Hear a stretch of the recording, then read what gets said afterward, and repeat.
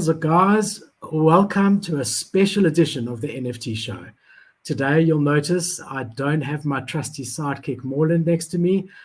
Because of the time zone differences, we had an opportunity to have NFT Nate on our show, and I took that opportunity. So I'm going to bring NFT Nate on. If you haven't heard about NFT Nate, I'll be linking his socials below. He's a YouTuber that I look up to so much in the space. And I'm actually a little bit starstruck at the moment because I really admire him.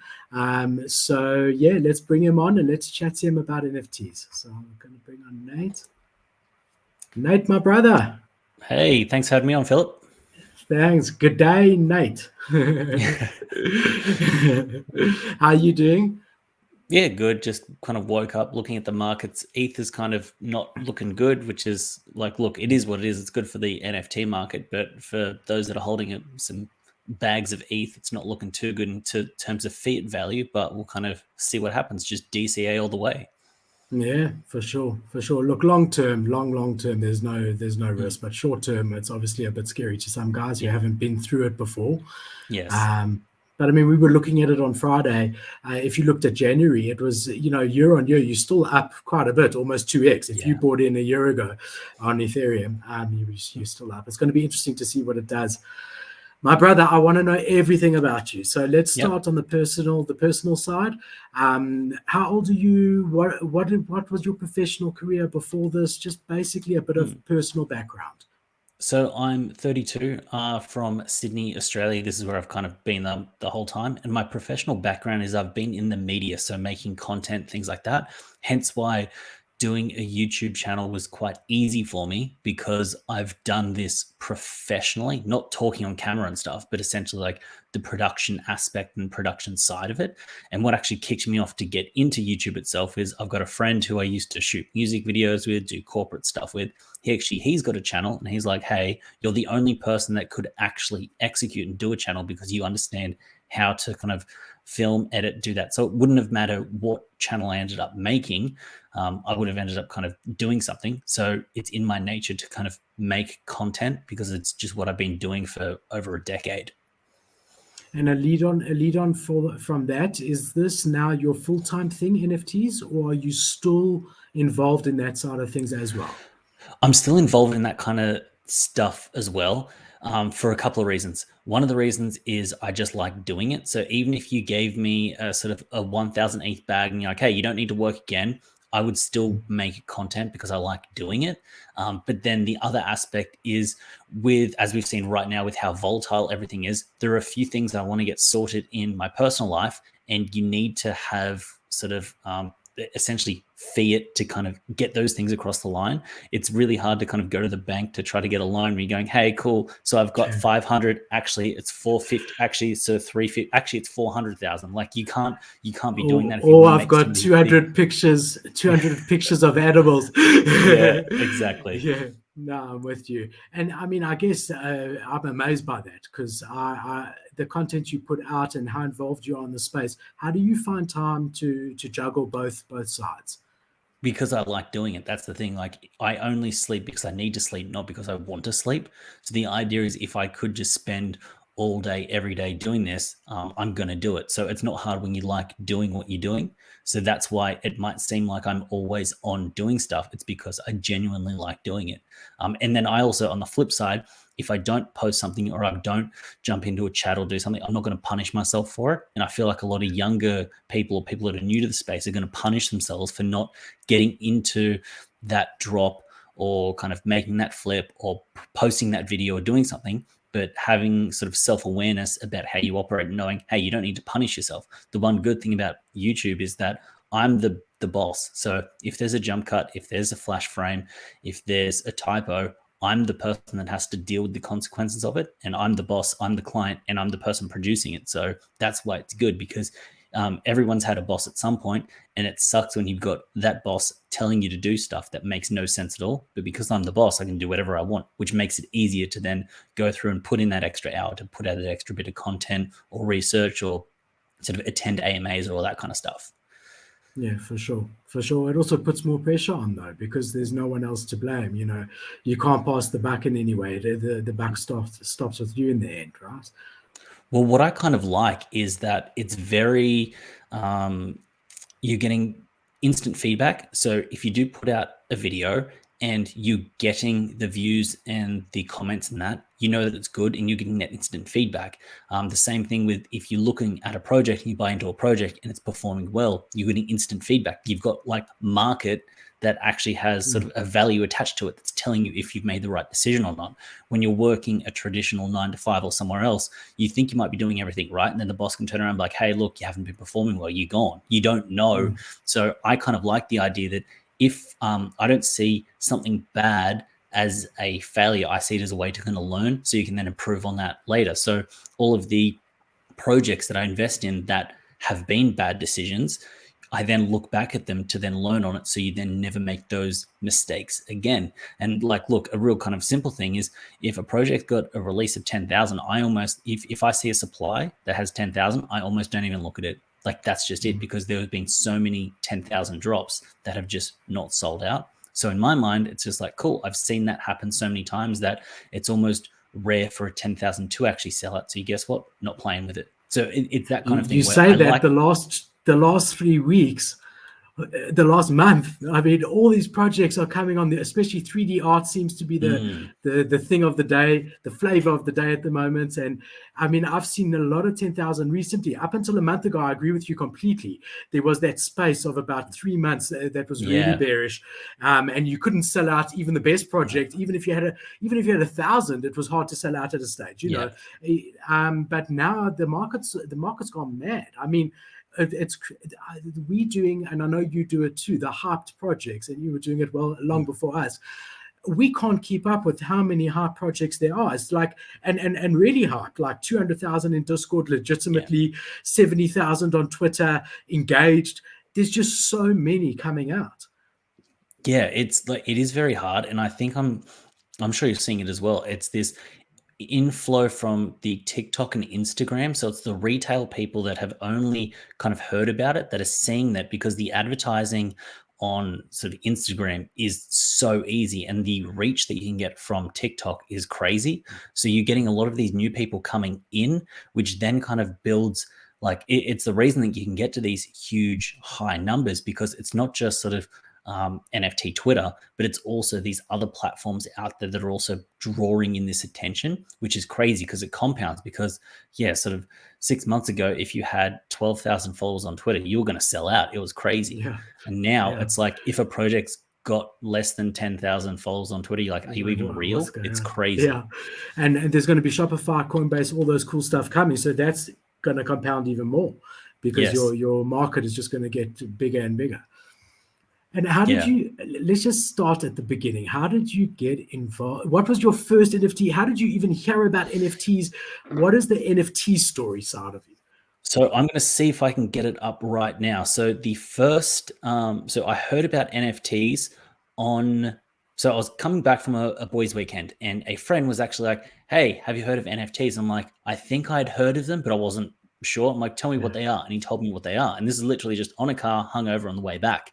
Then what ended up happening is he kind of got me into VV or Vive, the app, which is kind of, they have the, like if you're into NFTs, you understand that. So then what he did, he goes, here's where I'm buying my NFTs. So I'm like, okay. So I jump on, and my very first one was it'll load up now, but it was basically a Bruce Timm Harley Quinn. So it was the first appearance of Harley Quinn in an NFT. And this is literally the first NFT that I got. There were hundreds of them on the floor that you could just buy. No one was buying them. And I bought one. I then bought not one of the really good Batmans, but I bought another Batman. I bought some stuff. I'm like, okay, well, I guess this is all right. Because we were so new to it. And then it started to really move and pick up. And then the drops became harder to actually get, because you could get anything that dropped. You could just get it instantly. You didn't need to be up at 2 a.m. to get it. You could just instantly get it. So that's the very first kind of forte into it. And what was crazy is when I was like telling people and showing people, like, yeah, but I can just have that. I'm like, no, but this is mine. I can now sell this. And they're like, oh, okay. Then I kind of fell off that a little bit. And then I started seeing those posts on Reddit and the internet kind of going, hey, this JPEG rock sold for $1 million. Then I had a look into what the Ethereum NFTs were. And because I'd had this reference from what actually happened with sort of all of the previous NFTs, it kind of clicked. I'm like, okay, this is good. Then I started to actually do some proper research, do some kind of buying, because I had some Ethereum lying around. So I'm like, cool, let me just throw in, let's just play around with it. Then where really kind of sort of tipped me over the edge, and that was the catalyst, was the fact that on every sort of forum that you read, anywhere that you read, you had diehard crypto guys that would say NFTs are scams, these are stupid, like why would you buy them, money laundering, bad for the environment. They just throw that. And what's crazy is that if you remember crypto in 2013, 2014, that's what everyone was saying about crypto. And I started to realize that where NFTs was crypto in 2013, 2014, where people just thought it was crazy. They didn't think it was real. They thought it was just super speculative. Well, it is super speculative, but it wasn't a real thing. So I noticed that pattern, and I'm like, this is really good. I should jump into this and actually kind of dedicate a lot of time and energy into it, because I'm seeing those patterns, because that's what it felt like. And when I talk to other people in the NFT space that have been in crypto for a long enough time, they realize that even like hardcore crypto dudes, this is essentially a crypto thing. They look at it like it's crazy, and you're going, okay, we are early, which means that if you get in now, sorry, I just had Siri kind of answer me because I said a word. So the idea is that knowing that we are quite early meant that you could then learn the trends. So even if you make bad decisions now, when it does kick into gear, you're going to make really good decisions because you've been there early. It's incredible. I mean, in the end of the day, you think back to those times, and everyone now is like, if I could have just bought one Bitcoin, whatever it may be. But you must have had some doubts also, because you were that early that there was that risk. So how do you have conviction in that space? So if you're going to be buying in that early into a project, then what gave you conviction in the difficult times? So I guess what it was never over investing. So it was always taking a portion that you could essentially go to zero, and you're fine. You can put that in. Where I think it started to be less hopeful that things would go up, and it would just be going more conviction into the space, is seeing the enormous run-ups on projects, but then the communities and friendships and things based within it. Because the economy that is an NFT, it isn't just sort of like a JPEG, but you've got the devs, you've got all of the artists, you've got so many people and so many things within this NFT space working. I don't even need to trade or buy NFTs to be within the NFT space, because I can be like a news report and to report on it.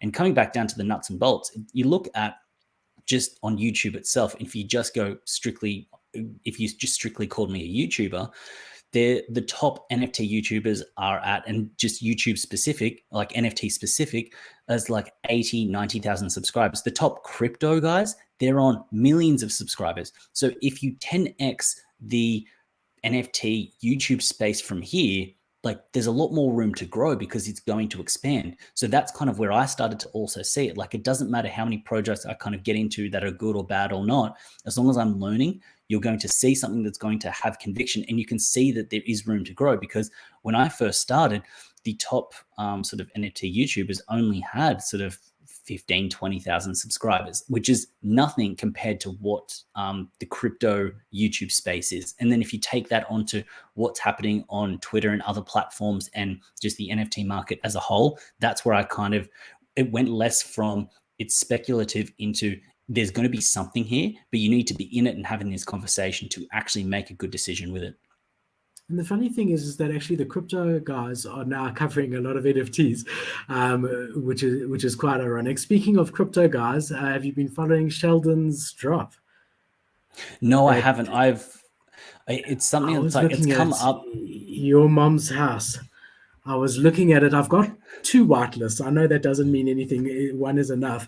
One from Doge Pound and another one I won in a giveaway. So they've been minting for the last, just out of interest, they've been minting for the last hour and a half. 1,000 have been minted at pre-sale at 1 ETH. The floor's about 1.15. Sorry, did I disappear there? I don't think I had my second screen on. Sorry, man. That's all good. Just interesting because I think, after the JNRI crypto, everyone was expecting it to do, I mean, it's early days, it's still pre-sale, but Dogecoin Launchpad, just interesting. I'm keeping an eye on it, wonder what happens. It's not sitting well with me in general at the moment, the entry prices into projects. I don't know what's happened, and this is before the last week or two when the Ethereum price has gone crazy. So now there's maybe a bit more justification in it, but these prices of 0.2, 0.3, 0.5, 1 ETH. I don't know. It doesn't sit well with me, not from a financial perspective. It just, if you want to be able to reach the most amount of people, it has to be an accessible entry point. It's just, I'm not loving that side of it at the moment. No, because I remember when it was between 0.05 and 0.08 was it. And if it was a 0.09 or a 0.1, it was like, oh, this is a bit pricey. Now it's like, and then like the same thing, like Hape minted at 0.2, and then you've got other projects that are going at 0.25, and you're going like, what is going on here?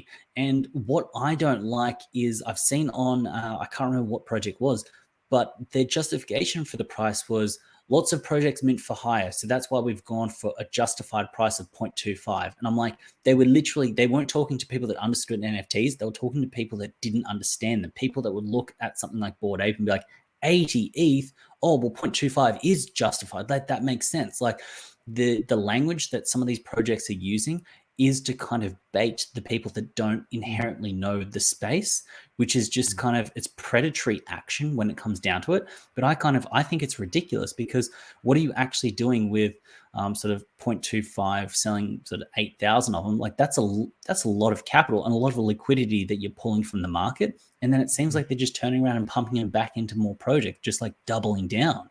And just seems into new projects. Not into, and it's short-sighted, because in the end of the day, the well-being of the whole space is really in everyone's best interest. So in the end of the day, if they minting at that price and they're not delivering huge value, those people are probably never going to want to get in the space again, and the truth is that was the same 0.04, but it sits easier with people to lose that amount than it does one Ethereum. And that could scare someone away forever. And that's shooting everyone in the foot, including themselves. I find it, it's a very short-sighted. Speaking of short-sighted, I wanted to ask you, I mean, obviously, we're a 3-week-old show, very early. You've been around the block.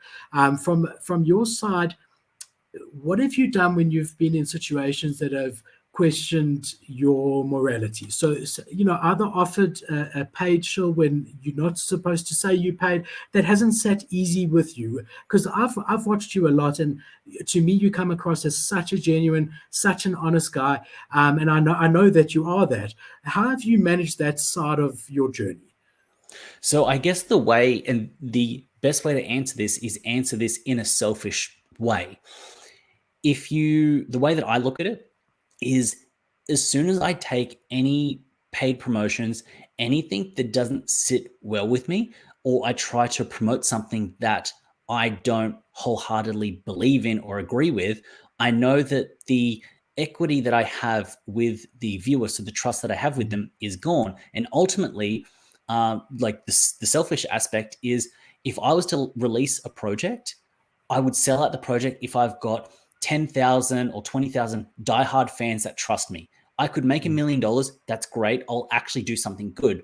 Or I could lose their trust and not be able to sell out that $1 million for my project to make $2,000 and get a slug with a hat JPEG. Like that's literally it. So the way that I look at it is, longer term, if I actually want to have an impact and actually make something financial, and this is just pure like the selfish aspect, if you hold off longer, you're going to build a better audience, which means you'll be able to actually earn more later. That's basically it. If you look at the fact that JRNY, that launch, he made so much from that because he had such a big audience. Whereas if someone comes in and has only got 1,000 subscribers, they might make sort of 30, 40, 50 sales. So the idea is the longer you're in the game, not asking for anything and showing that you are true and authentic and real, the more you're going to be able to ask for later. So when it comes down to it, it's simple like that. The other thing that I think helps out is having other YouTubers and influencer friends that can hold you to account if you do something wrong or sus, but also leaning on to them if something doesn't feel right. So quite regularly, I'll be like, hey, did you speak to this guy? This felt a little bit weird. Then they're able to kind of jump in and ask. And what I find projects aren't really understanding is that us, essentially the media of NFTs, you can't pull the wool over our eyes, because I'll ask a founder a question, and this will be like completely off the record, just asking about the project, ask them some questions. And if something doesn't sit right, I'll then get one of my buddies to then hit them up and ask them a similar question in a different way to see if they're congruent with it. Because the idea is that people think that I'm trying to verse all these other channels, but we're all in this together, and we're actually acting as a group to ensure that we're actually making good decisions. And I guess where it comes down to it is that if you see all of the channels and all of these people talking about a project, we've most likely spoken to a founder, gone, hey, I really like this person. You should have a chat to them and see if they work well. Because the idea is like, I'm not always going to want to cover a project that someone's referred me onto, but if I have a chat to the founder and it works out great, then that's fine. A good example is Antonym. Antonym's just blowing up right now. It's super hot. And I reached out, I spoke to the founders. Then after I got off the call, I hit up all my guys. I'm like, hey, you got to line up a call with Antonym. They're just top blokes. This is really good. This is crazy. And then from the outside, people might think we're colluding to pump up a project. But when it comes down to it, if you find really good information, you're going to share it with your friends. And it just happens that the friends that you're with have the influence to be able to ask those questions again. And it may seem like it's a bad thing, but us being able to kind of hammer people from different directions gives us a chance to actually extract the real reason that someone's in a project, which can then kind of warn people before people move into a project that can essentially be a rug pull. So that's why I feel safe with it, because if I was to do something sus, I would then have all of my sort of circle of friends go, hey, what are you doing? That's not right. Because if a project reaches out and goes, hey, I'll give you 25% of the mint, and this has happened, 25% of the mint, if you can pump this project because it's a scam, they've hit up everyone else. So there's also this kind of thing where if you take something and you know that project has also hit up everyone else, and someone sees that you've done a project, covered it after they've been hit up and offered money, then they'll know that I've been offered money, which then ruins my trust with them as well. So not just the viewer, but them as well. So it kind of, it works in a real, I don't know the word for it, but everyone's really interconnected. Yeah. And just tell me, I mean, obviously, none of us have crystal balls.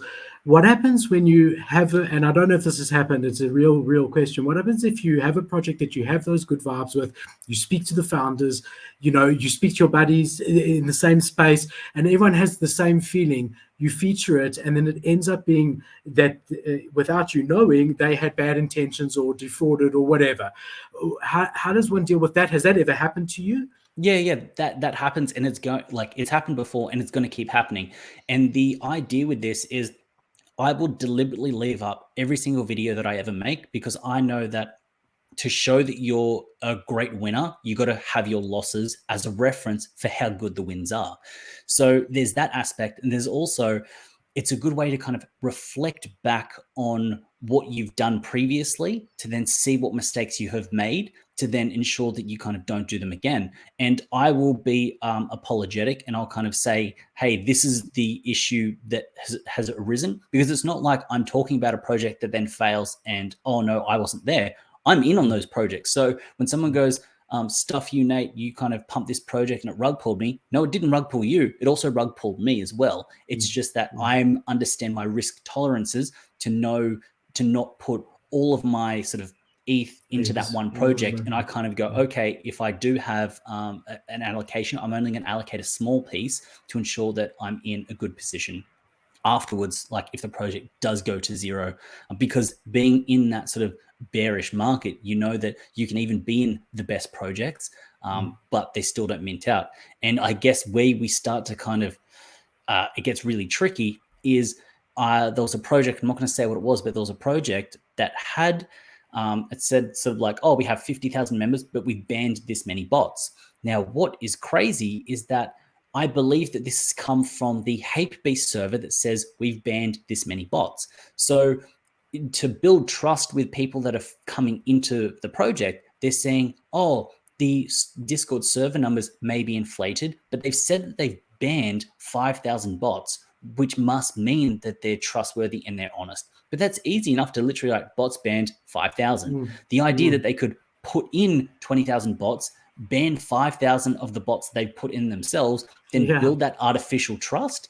And this is where the game gets hard, because you see this and you're going, this has worked in the past. Then the scammers and the people start changing this up and go, how can we kind of game the system? So this is where it gets difficult, because once something works, it's almost the next day a derivative's up or a way to kind of game that system is up and running. So that's where it gets very hard. We actually had a caller yesterday. So Fridays, we do something called Freestyle Fridays. So there's no script, and Morland and I just literally, like we would as friends, open our computers and just wherever it goes, it goes. And we had a guy just ask us to look into a project. I'm not going to mention the project. I'd never heard of it before. Went into Discord, to the website, then the Discord. Discord had something like 250,000, okay? And I had never heard of it. And as you say, it said their bots banned.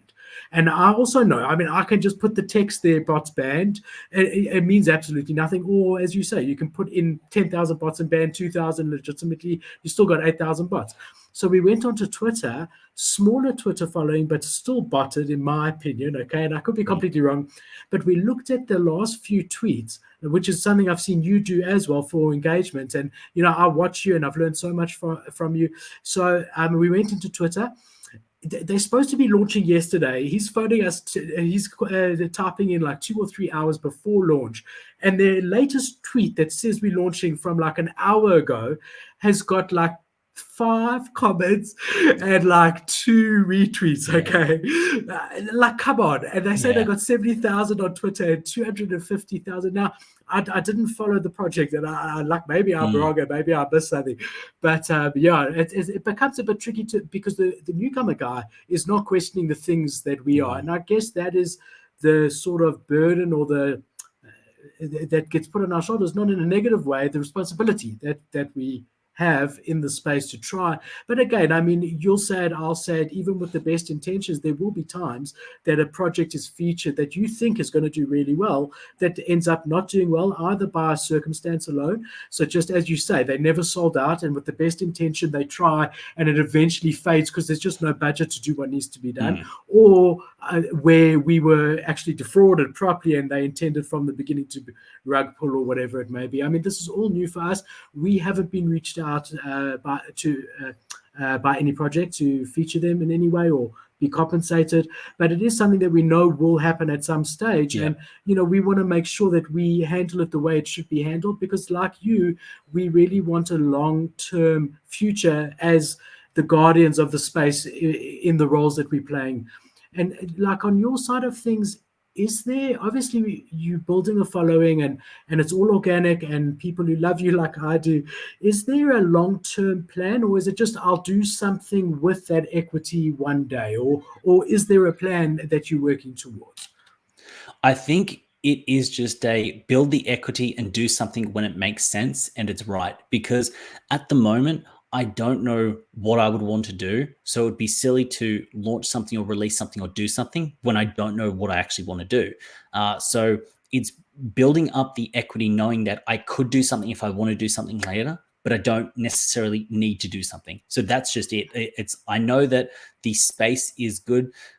You can make some money being in it so heavily and involved, but then also the other aspects of revenue when it comes down to YouTube as well. So that also kind of keeps it kind of distance and separated, but just keep going and keep learning, because I do know it's early. And like you said, everyone wants to go back and buy the one Bitcoin in 2013. Why can't you kind of jump in now? And even if you weren't buying the one Bitcoin in 2013, being so across it and understanding when the new Ethereum came out, you kind of go, cool, I'm going to jump in and ICO it, that kind of thing. So just being in there here early, that's where I know. Another aspect that I'm kind of playing around with and that I really want to explore is taking what I know essentially off YouTube and real degen, but then trying to have that brand that can then be helped out in the corporate world. Because this year, there's going to be the brands that want to do NFT launches and do some things, but they don't have the 6 months to kind of grind through and learn about this. And there's all this information that's in my head where I can sit down with a CEO and a marketing team and be like, here's what works with a project currently. Here's what you could do. Here's what some good utilities are that you could incorporate into it. Then they can write you a check for 10 grand and you can bounce out. They haven't had to kind of go fumble and explore and see what can work or how it can work. And you can just like impart your knowledge onto these people. They go, cool, great, this is good. And they can bounce out, or you could jump on as an advisor of some sort. So that's another aspect where you can help people within the space, but they're not just sort of internet people. You're kind of going, how can you help the corporations and that kind of thing? Because another aspect that I'm conscious of is if I build up to be the biggest brand that I can in Sydney or in Australia, you're then going to be the go-to person, which is just good for your brand as a whole. It doesn't matter what NFTs do in the future, no matter what they change to or what they become or how they work. If you are the go-to authority on that, then it's going to be easier for you to get those deals across the line. And eventually you'll be able to kind of do those keynote speaks. You'll be able to fly around the world. You'll be able to kind of do these things because you are seen as an authority in the space. 100%. And I think that's yeah, I mean, I never even thought of it from the, obviously advisory, I get it, but from the corporate perspective, you're right. There's going to be brands out there. We want to get into NFTs. We don't know where to start. Who are the guys that can just guide us on the steps, and they won't even know. You need a developer. You need a really good artist. You need Discord. You need Twitter accounts, social media, TikTok, Instagram, whatever. Just that alone, and you're right. That is something that could offer a lot of value. Yeah, that's an interesting take on it for sure. I wanted to ask you about your personal NFTs, because this is like, are you a degen? Are you a paper hand? Are you a diamond hand? A mixture of all the above? What is your personal NFT collection? Let's get into it. What do you like buying? What is your NFT collection to say about you? So what I do is I've got essentially I've got two plays with usually getting into projects. One of them is essentially like the whitelist strategy that most people employ. And then the other one is just complete degen, no research, just kind of ape into it. But when it comes, when it comes down to the actual long-term collection, I'm not going to have much in it because I look at it very transactionally, or if there is an emotional attachment with kind of a project or an image, just keeping that long term. The way that I kind of see it is it's super transactional. If you kind of if you get into a project at sort of 0.05 and it runs up to 0.5 and you're going, hey, yeah, it's cool. What if this went to 0? Would you regret this? Not selling it? Then I'll sell it. Like, I'm not going to have any attachment to it, because as long as you're thinking about this in a transactional aspect, you're going to do well. Because like Gary Vee says, 99% of the projects that launch are going to go to 0 and fail. Why not be conscious of this? And after seeing what happens in the bear market, you kind of want to go in and just go, if I hit a target or a point, just extract it. So one thing that I'm not ashamed to say is that if I really needed to right now, just say I needed some capital, I would liquidate all of my holdings everywhere. That's fine. I don't care. I'm not going to be attached to it. Like, that is what it is. And if people go, oh, you're a paper hand, why are you doing this? I'm like, look, I've got a goal that I need to achieve. And if it requires liquidating everything, then we're good. The same way that sort of big corporations act. If they need to cut a whole department, sack a department, they'll do it because they know that the overall machine needs to keep working, moving forward. And it doesn't matter how many JPEGs I have or how many projects I'm in. If I'm living in a really bad situation because I can't afford to live, then why should I have $100,000 in sort of JPEGs, but living really poorly, when I could extract the value from that and actually live a comfortable life, which means you can then reinvest and do good back into the space. So when it comes down to it, sorry, go. No, carry on. No, please. So when it comes down to it, it's just a matter of what are the needs, not just in the NFT or just in crypto, but in life in general, and just being ruthless enough to be like, cool, you know what, that's made some profit, cut that, take that out, it's going to be put into here, or just kind of liquidating stuff because you need it. Or if you do want to kind of ride something out, writing out and just knowing that it could go to zero. The things that I absolutely love, and I say that I'll never sell, I would sell tomorrow if I needed that liquidity. I'm not going to sort of hold myself to it. And when someone goes, what are your plans with this? I will change my plans hour by hour. It really doesn't matter and doesn't phase me. And when people go, oh, but you said you'd do this, I'm like, the market is crazy. You shouldn't say a promise and then want to stick to it 50 years down the line when that isn't going to actually help you getting to 50 years down the line because you can't feed yourself. So assuming that there is the liquidity and you don't need it necessarily, what is the one NFT or project that would be, which one would you sell last if you needed the liquidity? What would be one that you...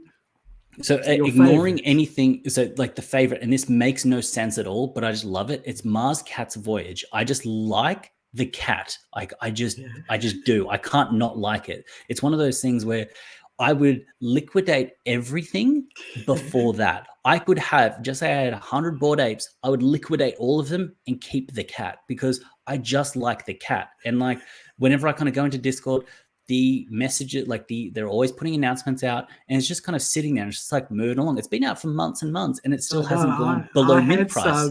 I had some, and I saw I bought on the secondary market a little bit high, I think 0.3 or 0.35, and it dropped. And then when it got back to 0.25, I just thought, nah, and I got out of there. But I also like the artwork. But that's it. Yes. That's so funny that's your favorite out of all of them, and you know the space better than anyone. I mean, that's incredible.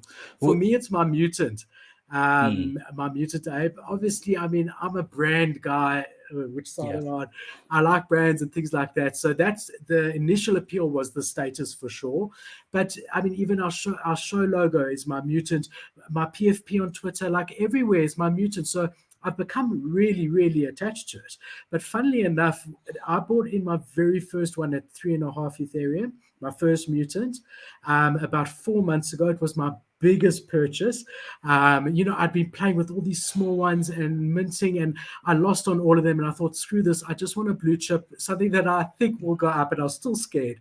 Bought it at 3.5, and it stayed there.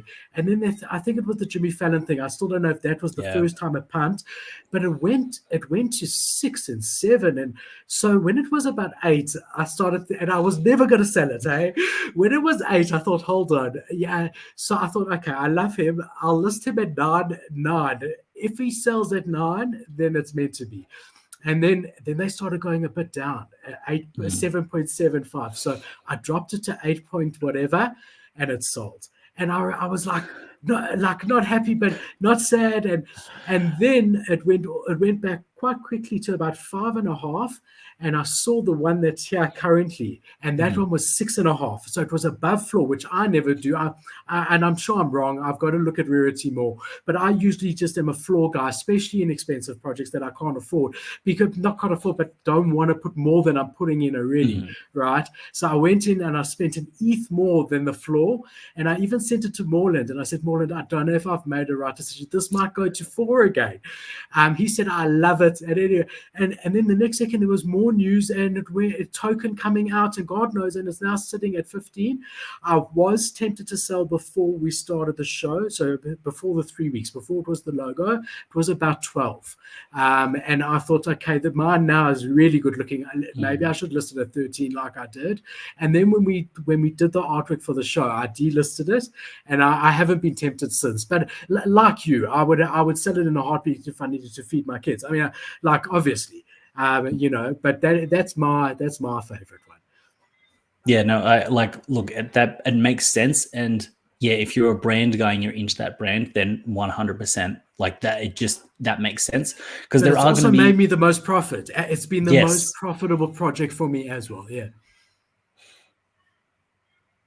You were saying? Oh yeah. Oh no. So you can kind of continue. I didn't have much more kind of constructive to add to that. All right. Well, I'll tell you something, Nate. I just want to tell the viewers, I cold called you 3 weeks ago, 4 weeks ago to ask for advice. You phoned me straight away. You are a gentleman and a scholar. I respect you more than I think you realize. Thank you for indulging us and for coming on the show. Guys, if you don't know who NFT Nate is, please go follow him. We'll be putting all the links below. He's always honest, straightforward, upfront. What you see is what you get.